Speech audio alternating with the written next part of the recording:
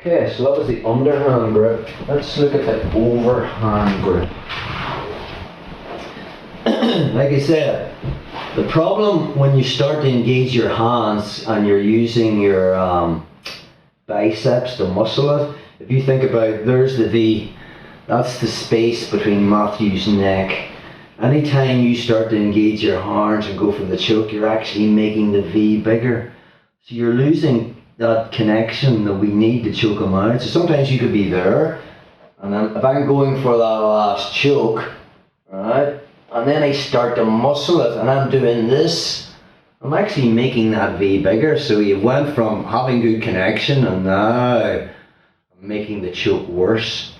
So the other grip that we have is the overhand grip. So again, I can find this and just basically shove my hand, and Matthew's not going to be too worried about it. It's just, especially when I grab the sleeve as well, because now he's thinking, oh, is this guy going for an arm bar or whatever? And this is prime. My grip, the back of my hand is there, it's all not jugular. Maybe he's thinking I'm going for an arm bar or whatever.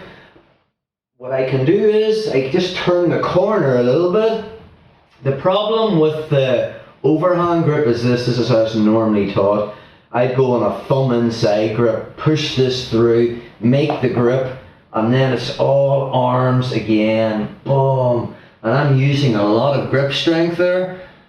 And eventually, you know, if I'm not quite there, and Matthew starts to defend and pulling with his hands, and we're there, I'm just gonna tank my arms, you know.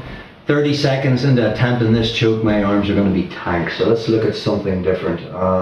Just turn this way, bro. So the first grip's already in. I could have the sleeve, so I'm selling something else. All I'm going to do is move my head this way. Now my arm has two thicknesses to it. We've got the wide bit on the side of your veins, and then we've got a narrow bit. I'm going to put the wide bit, I'm just going to slap it right on top of that jugular. So it's connection first. Then I grab with my fingers and I just secure on whatever I have. Once I have that, watch what I do with my left elbow. I start to turn it in this way, and then I start to curl that wrist. I'm not sure. Overhand grip again. So again, nothing's really changed. I find this, I slide it in, I might grab the wrist. You know, Matthew thinks I'm going for arm bars and top locks or something, and then I'll move my head slightly to the side. There's where I want, and I just slap this arm straight in here. So it's connection first, then I make the grip. There'll always be material there to grab, here. And now, my left elbow, I start to turn it towards his chin, and then I curl my right hand. Now that's a perfect world again, very much like this. Matthew's tapping in about between 3 and 5 seconds. In reality, you're not going to get this. You will get the first grip in sparring or whatever. The minute I start to cut this corner, what's going to happen is, the minute I slap this in, Matthew starts to tuck his chin, I'm turning my elbow in, and now the curl of the wrist is going to take a little while longer. But I'm not going to tank my arms. 20 to 30%. And it's just a nice, slow process. It might take 10 seconds, might even take 15 seconds if he starts to use his hands to push in that overhand grip. So again, 1. The detail is, we don't make the grip first. That's what the mistake people make is, they're trying to slide this hand in.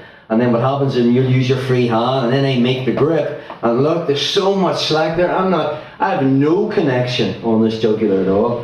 So the detail is, when I'm here, and I kind of cut that angle a little bit, I slap the wide part of my wrist against, so it's tight into the jugular. Now from there, I just grab any material I can, I turn my elbow down, and then I curl my right hand wrist.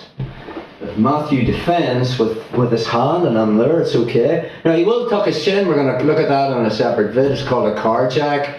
But yeah, tuck your chin, bro.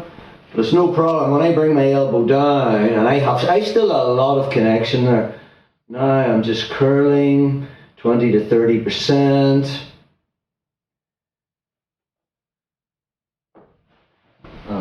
cranking my arms.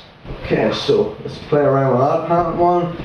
That's our overhand grip.